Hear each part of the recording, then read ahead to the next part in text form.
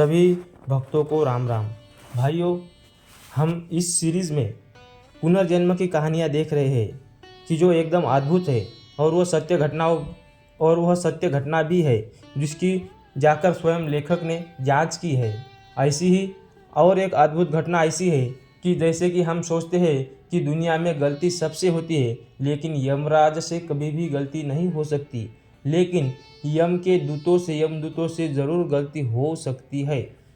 ऐसे ही गलती से यमदूतों ने जिस आदमी को लेने के लिए आए थे उसे छोड़कर दूसरे ही आदमी को लेकर चले गए, लेकिन यमराज के दरबार में उनका न्याय होकर उस व्यक्ति को वापस लौटा दिया और जो सही व्यक्ति था उसको लेकर गए।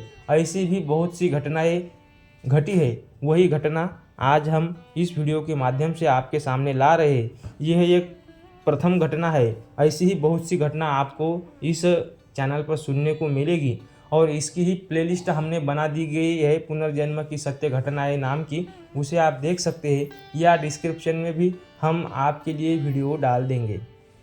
तो चलते हैं भक्तों, इस मृत्यु के पश्चात लौटे हुए लोगों की घटनाएं सुनने के लिए। नवंबर सन 1957 में कानपुर में श्री सर्व वैदिक शाखा सम्मेलन हुआ था। उस अवसर पर काशी के विद्वान पंडित श्री लाल बिहारी जी मिश्र से अध्यापक है वह गोयनका संस्कृत महाविद्यालय में हमारी कुछ परलोक संबंधी बातें होने लगी। अपनी अपनी पूरी जांच की हुई कुछ परलोक संबंधी घटनाएं सुनाई थी। ऐसी ही एक सत्य घटना यहाँ पर बता रहे हैं। सकलडीहा स्टेशन से जिला वाराणसी 3 कोस उत्तर की ओर प्रभुपुर नामक एक ग्राम है। उस ग्राम में भांगरी नामक एक मुसलमान स्त्री थी। उसी ग्राम में भांगरी नामक एक मुसलमान स्त्री थी जो कांच की चूड़ियाँ बेचने वाले मुसलमान मणिहार की पत्नी थी। एक बार उस भांगरी के पड़ोसन की एक स्त्री सांघातिक रोग से पीड़ित थी। भांगरी उसकी बीमारी का समाचार सुनकर उस स्त्री को देखने गई। उसे देखने के पश्चात जो ही लौटकर वह अपने घर आई तो अचानक ही उसकी मृत्यु हो गई। अपने घर से उस बीमार स्त्री के पास जाने से पहले वो बिल्कुल ही स्वस्थ और ठीक ठाक थी। उसे किसी भी प्रकार का कोई भी रोग नहीं था। भांगरी मुसलमान थी। उसे मुसलमानी प्रथा के अनुसार दफनाने की क्रिया करनी प्रारंभ कर दी गई। उसे दफनाने के लिए गांव से बाहर जंगल के कब्रिस्तान में एक गड्ढा भी खोद लिया गया और भांगरी के शव को वस्त्रों से लपेटकर सी दिया गया।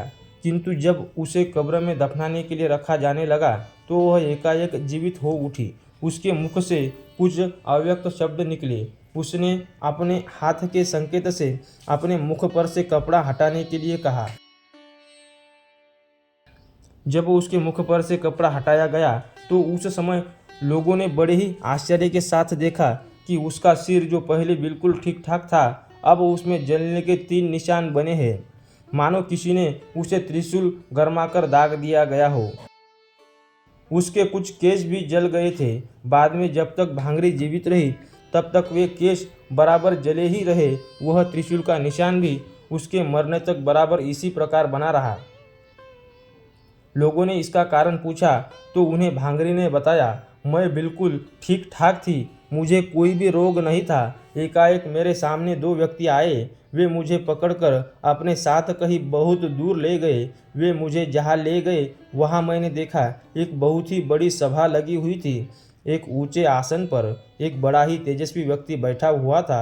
उस तेजस्वी व्यक्ति ने उन दोनों व्यक्तियों को, जिन्होंने मुझे उसके सामने ले जाकर उपस्थित किया था, बहुत ही फटकारा कि तुम इसे यहाँ क्यों ले आए हो? इसकी मृत्यु अभी नहीं लिखी थी, इसकी तो आयु अभी 14 वर्ष और बाकी है। तुम्हें तो हमने इसकी पड़ोस की जो स्त्री बीमार है उसे लाने के लिए भेजा था। यह स्त्री बड़ी पापात्मा है। जब यह अपनी आंखों से अपने दोनों लड़कियों को मरने का दुख देख लेगी तभी मरेगी।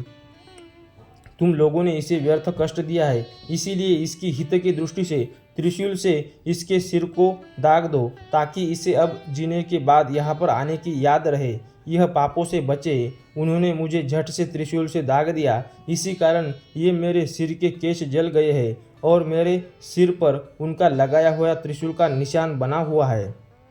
भांगरे की बताई हुई चारों ही बातें सत्य सिद्ध हुई। सिर में यमदूतों द्वारा लगाया गया चिन्ह जीवन भर बना रहा। जिस समय भांगरी जीवित हुई थी उसी समय उसकी पड़ोस की बीमार स्त्री का देहावसान हो गया।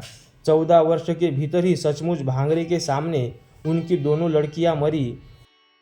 उनके मरने का घोर दुख उसे अपनी आंखों से देखने को मिला।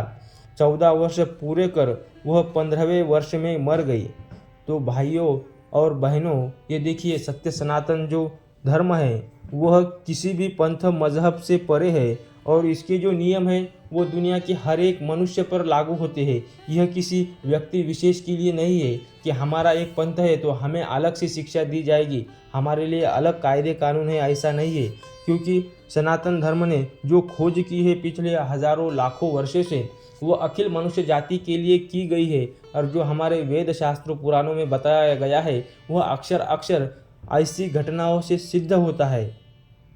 और हमें भी इस घटना से यह सबक लेना चाहिए कि जो पुराणों में नरक लोक या शिक्षाएं बताई गई है, पुनर्जन्म, जो हमारे कर्म हमें भुगतने ही पड़ते हैं, इस पर हम चाहे किसी भी पंथ मत मजहब धर्म के हो, हमें अच्छे कर्म रखने ही पड़ेंगे। क्योंकि हम जो भी गलती करेंगे उसकी शिक्षा हमें ही भुगतनी पड़ेगी। ऐसा हमें इस घटना से पता चलता है। क्योंकि भांगरे तो मुसलमान थी। मुसलमानों में माना जाता है कि जो मुसलमान बन जाता है उसको सारे पाप कर्मों से मुक्ति मिल जाती है और वो सिर्फ क़यामत के दिन ही उसको उठना पड़ता है, तब तक वो कब्र में ही सोया रहता है, ऐसी मुझे जानकारी है। लेकिन वैसा कुछ नहीं है। जैसे ही मनुष्य मरता है सनातन शास्त्रों के अनुसार तुरंत उसे यमदूत लेकर चले जाते हैं और उसके कर्मों का हिसाब देते हैं। तो भक्तों, अगर आपको यह छोटी सी कहानी अगर पसंद आई हो तो हमारे चैनल से जुड़े, हमारे चैनल को दुनिया का सबसे बड़ा सनातनी चैनल बनाने के लिए हमारी मदद करें। पूरी कहानी धैर्य के साथ सुनने के लिए दिल की गहराइयों के साथ मैं आपका आभारी हूँ। राधे राधे।